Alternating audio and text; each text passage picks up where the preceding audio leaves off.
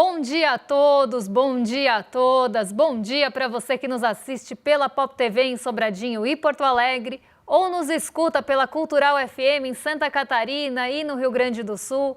Sejam todos muito bem-vindos e bem-vindas a mais um ICL Mercado Investimentos. Hoje, quarta-feira, mas não é qualquer quarta-feira, hoje é super quarta e as quartas o quê? As quartas usamos rosa, então é por isso que hoje estou com esse look. Talvez sim, talvez não, talvez seja só uma grande coincidência do acaso, mas hoje o que importa é que é super quarta, vão ser decididos os juros aqui no Brasil e nos Estados Unidos e isso deve ficar no radar durante o dia todo. Então deve ser o grande condutor tanto do mercado quanto das expectativas para o dia de hoje. A gente vai saber o resultado da super quarta só no final do dia, porque a decisão nos Estados Unidos acontece à tarde e aqui no Brasil só depois das 6h30. Então amanhã a gente conta para vocês se a gente vai ficar com um cara de Pikachu surpreso ou não, porque a expectativa já está dada e a gente vai contar para vocês qual é essa expectativa. Mas além disso, a gente vai voltar numa treta, já que hoje é super quarta, vamos voltar naquela treta do Donald Trump com a Lisa Cook, porque a Cook vai votar. Então, Cook vota hoje e a gente vai... Hoje segura a quinta série, porque vai ter Lisa Cook para todo lado. Ela vai votar porque ela não foi destituída do Fed. E isso pode deixar, inclusive, o resultado mais acirrado lá no FONC, que é o Comitê de Política Monetária dos Estados Unidos. Além disso, a gente vai passar pelo desemprego que ficou de ontem e vamos contar aí as principais notícias em relação ao desemprego, como é que está a informalidade, como é que foi a manutenção das vagas ali de um mês para o outro. Então a gente vai explicar tudo isso tintim por tintim no programa de hoje, mas antes já vamos começar pela nossa agenda, que já está movimentada desde cedinho. Então vamos lá, porque 3 horas da manhã no Reino Unido saiu o índice de preços ao consumidor e o núcleo. Às 4h30 da manhã na Alemanha, a Christine Lagarde fez um discurso na abertura de uma conferência sobre crises financeiras. Às 5 horas da manhã, já aqui no Brasil, saiu o IPC-FIP da segunda quadricemana de setembro. Então aqui o IPC-FIP é aquela medição que sai todas as semanas, né? Por isso quadricemana, é semanal, mas aqui não é o IPC da FGV, é o IPC, medição da FIP.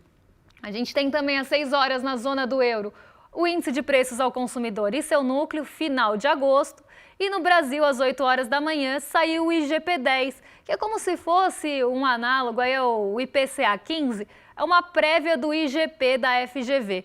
Então, do Índice Geral de Preços, só para todo mundo ficar na mesma página, da Fundação Getúlio Vargas. Então aqui a gente já tem uma prévia, a primeira prévia da inflação de setembro, só que na medição e na metodologia da FGV. Às 8h15 na Holanda, teve o Piero Cipollone falando na conferência do Banco da Holanda. E às 9h30 da manhã nos Estados Unidos, o Departamento do Comércio lá dos Estados Unidos já divulgou as construções de moradias iniciadas do mês de agosto. Então aqui, nessa primeira parte da agenda, o que fica em destaque é a inflação do Reino Unido e da zona do euro, sem grandes condutores por enquanto. Mas a gente não tem só isso na agenda. Vamos seguir aí para o nosso próximo quadro para vocês verem o que vem depois. Às 10h45 teve já decisão de política monetária no Canadá. É uma semana, gente, bem importante para juros. Vários bancos centrais começam a decidir os juros nessa semana. Quarta-feira a gente chama de super quarta porque junta Estados Unidos e Brasil. Mas outros países divulgam também a taxa de juros hoje e ao longo dessa semana toda. Caso aí também do Canadá que vocês estão vendo na tela. 11h30 da manhã saiu aqueles dados de petróleo, gasolina, destilados e taxa de utilização das refinarias nos Estados Unidos. E às 14h30 aqui no Brasil, fluxo cambial semanal. Esse velho conhecido nosso está toda semana na agenda. Às 15 horas nos Estados Unidos tem a decisão de política monetária e às 15h30 nos Estados Unidos também. E acho que mais importante que a decisão de política monetária é o que vem depois, que é justamente o que todo mundo está esperando, a coletiva do Jerome Powell, que acontece depois da decisão. Então tem a decisão, o comitê se encerra, a decisão de política monetária é divulgada e logo depois tem essa coletiva do Jerome Powell, que normalmente traz as sinalizações dos próximos passos, as coisas que foram avaliadas durante a reunião, então quais aspectos foram levados em consideração, o que está sendo ponderado para as próximas reuniões, e normalmente é isso que o mercado quer saber. Então a coletiva ganha mais peso do que a decisão propriamente dita, que na maioria das vezes já é bem previsível. Às 16 horas tem PIB do segundo trimestre da Argentina, e aí depois das 6h30 tem a divulgação da nossa decisão de política monetária, que também não deve mudar muita coisa. O que a gente deve ter, né, tanto aqui quanto nos Estados Unidos, já está meio que dado. Nos Estados Unidos, a expectativa é de corte de 0,25 ponto percentual, a gente vai falar disso daqui a pouquinho. E aqui no Brasil é que a gente continue no mesmo ritmo, na mesma marcha, com a decisão parada, nada deve mudar por aqui. Mas o que também está todo mundo esperando é o comunicado que vem depois. Se vai ter já alguma sinalização de início de corte no fim desse ano ou no começo de 2026. Mas isso é assunto para daqui a pouquinho, porque a gente até já reuniu as expectativas para vocês para contar. Antes disso, vamos só dar um passinho para trás para entender o movimento de fechamento de ontem. Ontem a gente teve novo recorde aqui na nossa bolsa, foi um dia de mais um recorde atingido no fechamento e mais uma queda de dólar. E o movimento, né, o otimismo, ele foi generalizado aqui na nossa bolsa, aqui no Brasil.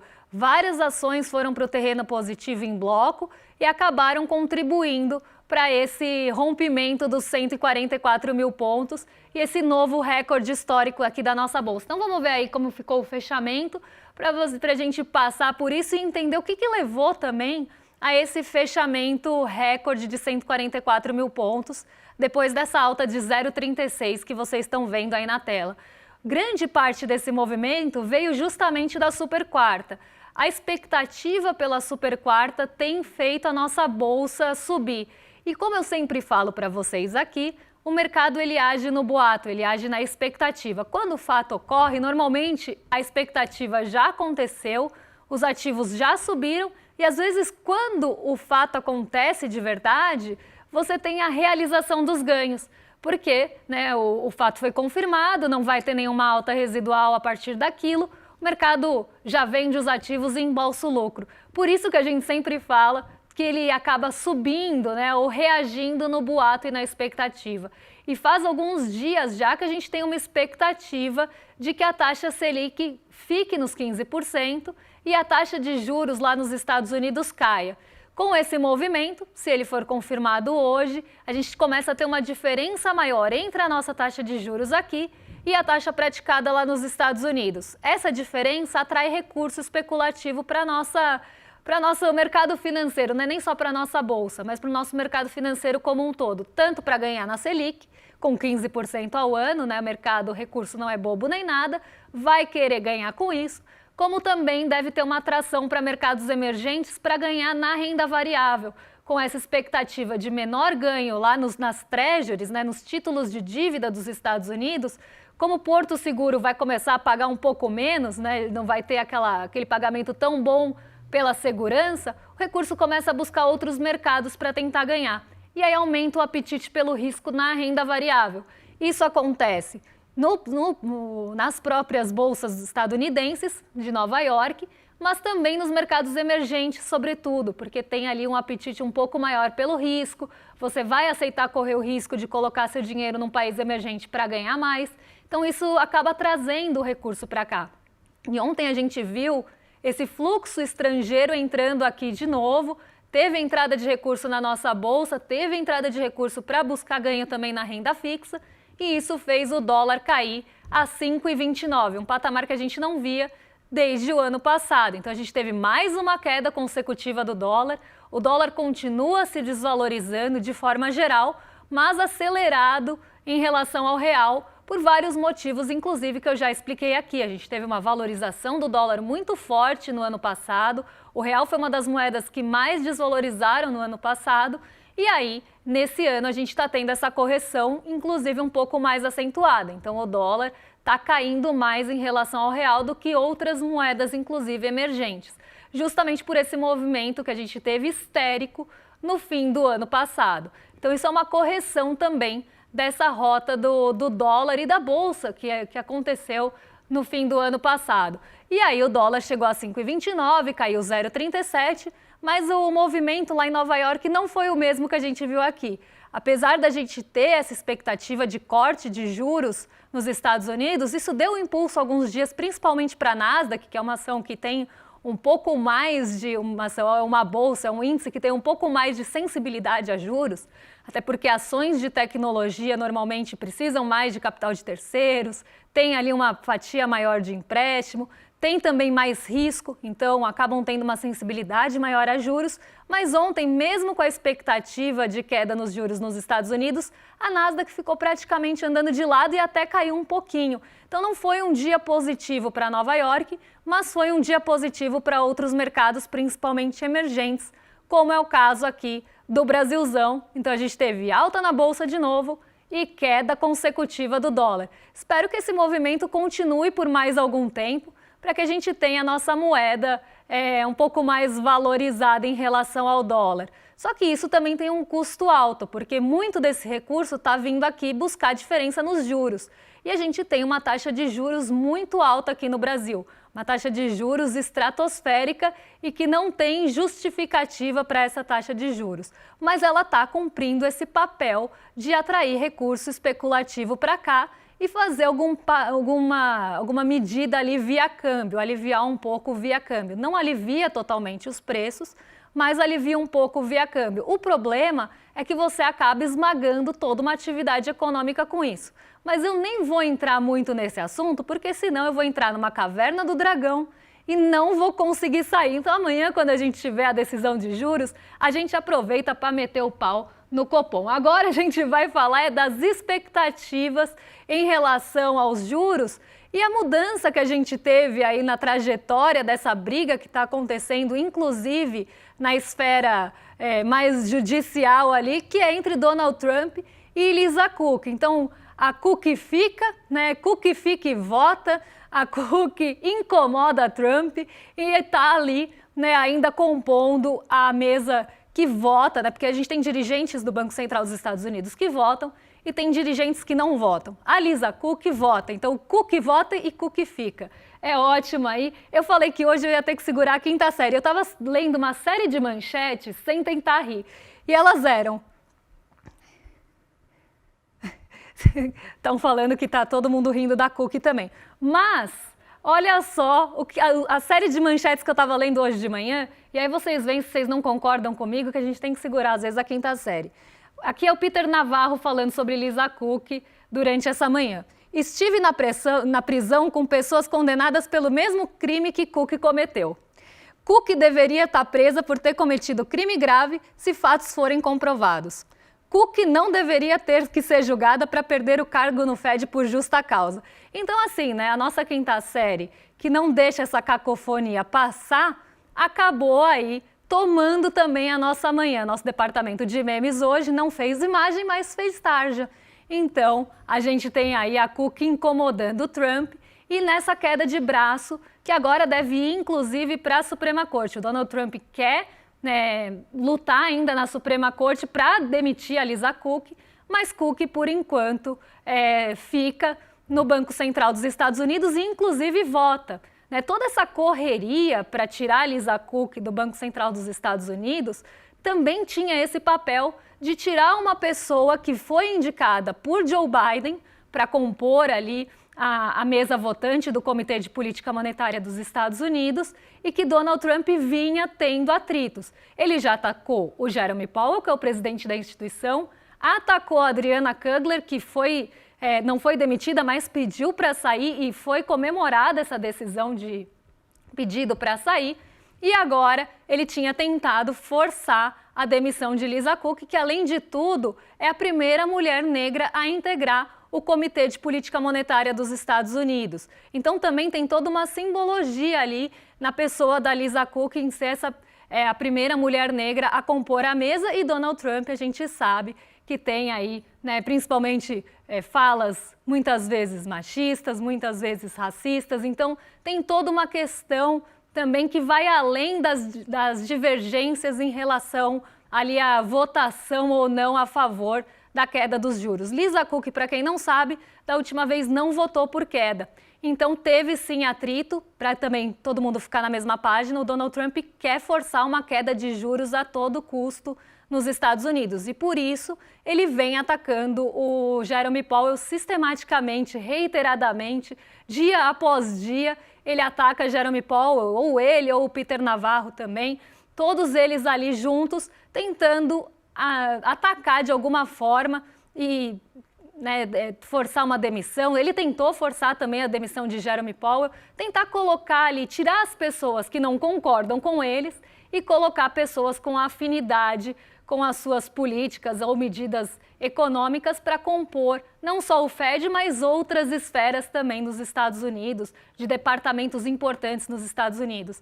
E recentemente até teve uma decisão em relação a demissões que aconteceram favoráveis a Donald Trump e favoráveis à demissão, porque também na Suprema Corte tem ali uma maioria que vota a favor de Trump. Então é uma situação complicada, mas agora, nesse momento, pelo menos até hoje, Lisa Cook fica no FONC, vota hoje e vai para uma outra esfera de briga. Por enquanto, até separei aqui, o Tribunal de Apelação dos Estados Unidos negou o pedido de Trump para demitir Cook antes da reunião do Fed, porque justamente ele queria que fosse antes, para ter um voto a menos contra as suas expectativas.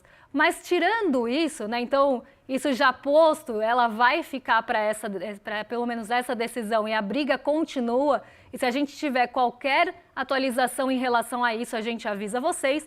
Mas vamos ver como é que fica como ficam as expectativas para a decisão de juros, tanto aqui quanto nos Estados Unidos, porque a gente tem o monitoramento dessas expectativas e elas trazem ali como é que elas foram evoluindo ao longo do tempo. Então vamos colocar aqui na tela como fica essa evolução ao longo do tempo. Há um mês, então um mês aí atrás, a gente tinha a expectativa de 14,6%, que a taxa de juros ia ficar no patamar atual lá nos Estados Unidos, entre 4,25% e 4,5%, e 85,4% das expectativas mostrando que a taxa de juros ia cair para 4% e 4,25%.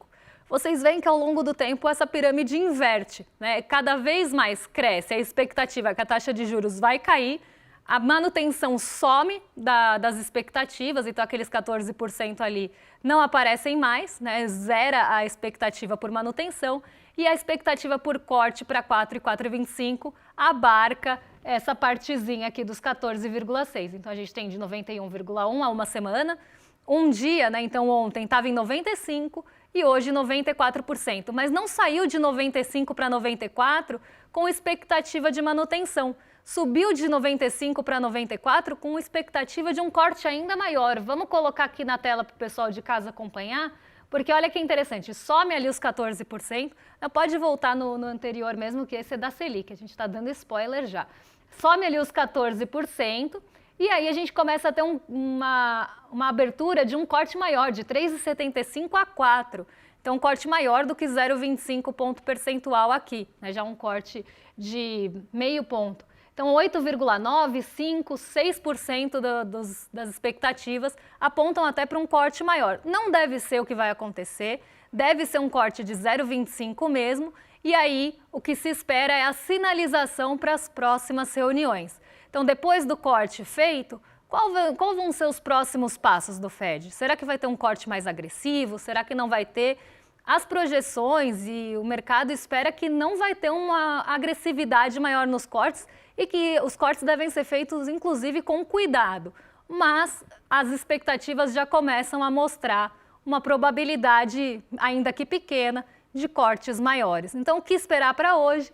Corte de 0,25 ponto percentual nos Estados Unidos. Já aqui no Brasil, más notícias para a gente, porque a taxa de juros deve continuar em 15% ao ano, não deve ter mudança e as projeções também mostram para isso. Então apontam para isso. Vamos ver aqui agora sim o nosso quadro da Selic, porque 100% dos respondentes, foram 38 instituições financeiras respondentes, e as 38 responderam que a taxa Selic deve continuar em 15%. Então, sem mudança aqui no Brasil, as projeções ficam no patamar atual, mas tem algumas mudanças que podem vir ao longo do tempo. Não esse ano ainda, mas nos próximos anos. Então, nos próximos anos não, nos próximos meses. Vamos ser justos aqui para o começo de 26. Vamos ver como é que fica essa tabelinha que eu acho que a gente tem aqui, que mostra como é que ficam as projeções para as próximas reuniões. Então, para esse ano, a mediana das expectativas ficaram todas em 15%. O mercado não está arriscando falar que a Selic vai mudar esse ano. Pode ver em setembro 15, em novembro 15, para o fim do ano 15. E olha que curioso, a Selic no fim de 2026 está exatamente igual a gente viu no Focus. Os 38 respondentes lá que colocaram as suas projeções na pesquisa, que é a pesquisa do Broadcast, falaram que iam ficar ali, né, nos 15%. Aqui, que eles fazem projeções para outros períodos, a gente vê o fim de 2026 bem parecido com o Focus. E por que eu estou chamando a atenção para isso? No Broadcast, as instituições dão o nome, então você sabe quem que está respondendo o quê. E ficou muito parecido com as projeções exatamente igual, né? 12,38 não é uma taxa que a gente normalmente vê. E ficou exatamente igual ao que apareceu no Focus. Só que quando a gente olha para a inflação, para projeção de inflação, e projeção de inflação mexe com expectativa, a gente não pode tirar isso do radar. Quando você fala, eu projeto uma inflação acima da meta, isso mexe com a expectativa das pessoas e as pessoas podem, inclusive, correr na frente para ajustar preço e gerar a própria inflação. É aquela coisa de expectativa autorrealizável.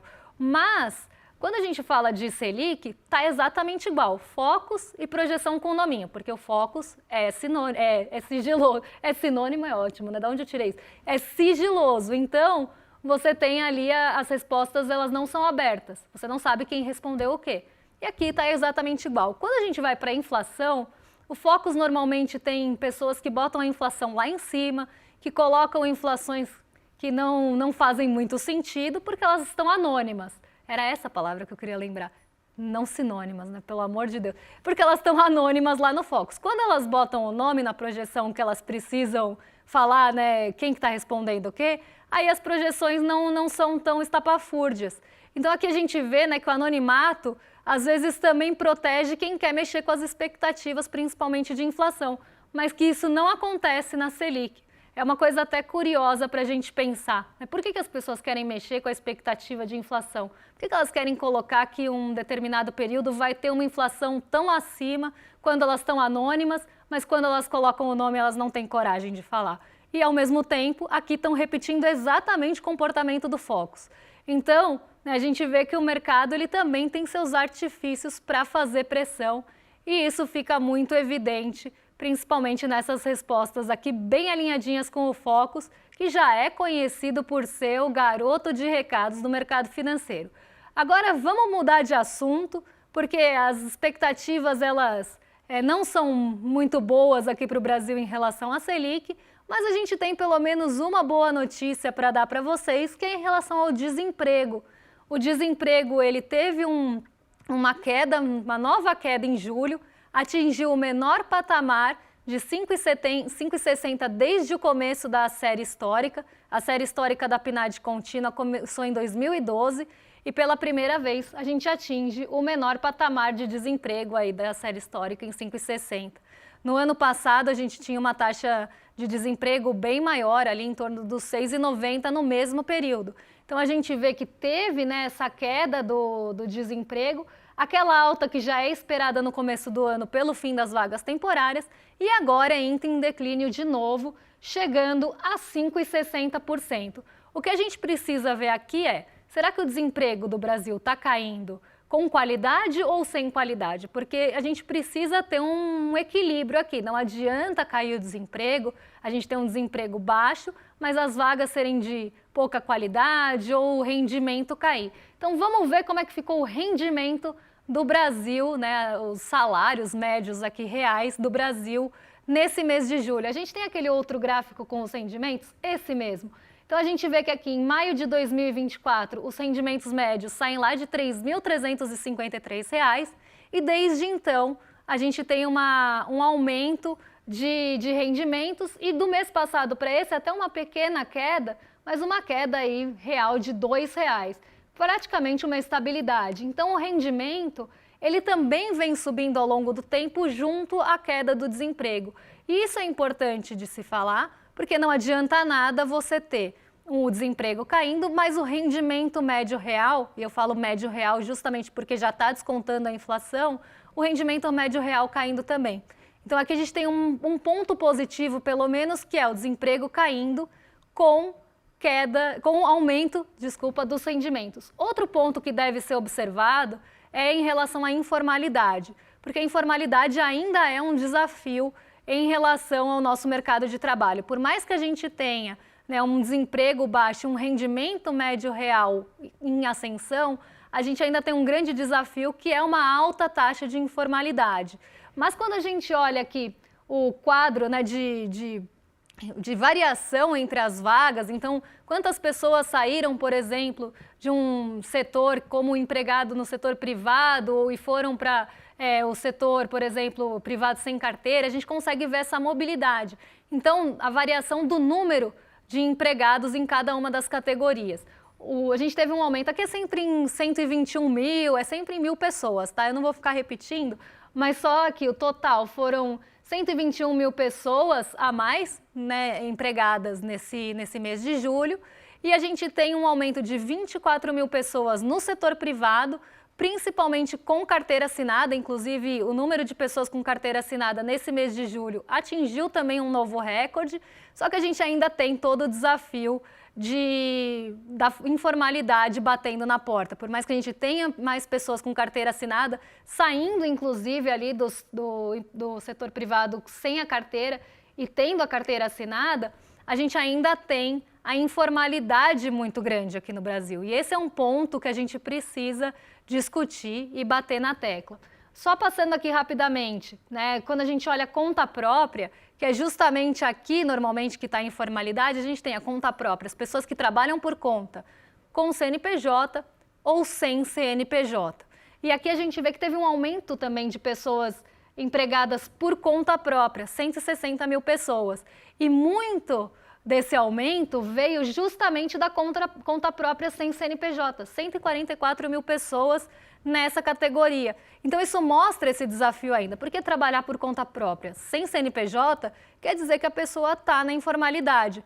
E essa informalidade, ela acaba trazendo menores condições ali, ou piores condições de seguridade social, você não tem, né, uma condição boa para você renegociar salário, você vai renegociar com quem você trabalha por conta própria. Você normalmente está ali prestando algum serviço ou ali no comércio informal. Então a gente tem várias categorias ali, né, que também dependem de demanda. Então essas pessoas que estão ali no conta própria sem CNPJ é que preocupam, justamente porque elas mostram que a gente ainda tem um aumento de pessoas de um mês para o outro na informalidade. E esse é o grande desafio. Apesar de a gente ter um desemprego baixo e um rendimento em alta, a gente ainda precisa vencer esse desafio da informalidade aqui no Brasil. Agora eu quero fazer um convite para vocês, antes de entregar o programa para os nossos vizinhos de cima, que é justamente para o Despertar 2025. Hoje é quarta, está chegando, está logo aí. A gente já tem, né, sexta-feira, o primeiro dia do Despertar. Eu vou estar lá, toda a equipe do ICL vai estar lá, a gente vai ter palestrantes incríveis ao longo dos 2 dias. Tem a Marina Silva, tem a Daniela Lima, que vocês pediram bastante aqui no chat, porque eu acompanhei. Então tem um monte de gente legal que vai falar com vocês no Despertar, além das pessoas que vocês já convivem todas as manhãs. Vocês vão ter a oportunidade de conhecer pessoalmente. Quer participar junto com a gente desse encontro? É só entrar em despertar2025.com.br ou apontar a câmera aqui no QR Code, que vocês já garantem o ingresso. E corre porque está acabando, deve ter pouquíssimo ingresso daqui para sexta. Então, se você tem interesse, corre lá, garante seu ingresso e a gente se encontra na sexta-feira. Agora, eita que caiu o negócio da câmera. Agora a gente vai entregar para os nossos vizinhos de cima, para o William De Luca e o Guga Noblar. Eles já estão a postos para receber vocês e a gente volta amanhã E hoje a gente tem uma participação especial no rolê. Acabaram de falar aqui na Voz da Minha Consciência que vai ter Bom Dia a Todos lá no rolê, porque Lucas Rocha se junta aí a William Deluca e Guga Noblar. Então, um trio imperdível daqui pra frente. Vocês estão em mais que excelente companhia. E eu volto amanhã para trazer os principais aspectos que mexem com a nossa bolsa, com o nosso bolso e com as nossas vidas. Um beijão e até amanhã, pessoal! A primeira edição da revista Liberta já nasce histórica. A gente vai mergulhar no julgamento de Bolsonaro e militares de alta patente pela tentativa de golpe de Estado. Teremos artigos inéditos e exclusivos assinados por grandes jornalistas do ICL: Eduardo Moreira, Chico Sá, Heloísa Vilela, César Calejon, Chico Pinheiro, Cristina Serra e muito, muito mais. Quem está por trás do processo? O que é que está em jogo? O que nesse momento revela sobre os limites da nossa democracia? É uma cobertura que você não vai encontrar na grande mídia, com detalhes, profundidade, é a verdade nua e crua. Olá, olá, olê, olê, olê, olá. Eu sou o Lindener Pareto, historiador, e tenho um convite especial para vocês para acompanharem o Provocação Histórica aqui nos canais do Instituto Conhecimento Liberta. Toda quarta-feira, às 7 da noite, logo após o ICL Notícias segunda edição, convidados e convidadas que ajudam a gente a pensar o passado, a criticar o presente e a projetar alternativas de futuro para um Brasil diferente, para um mundo diferente. E se no cotidiano dificílimo do trabalho você perdeu o episódio inédito, não se preocupe, você pode assistir também toda quinta-feira a reprise, logo após o Rolê ICL, ao 12h30. Venha para o Provocação Histórica.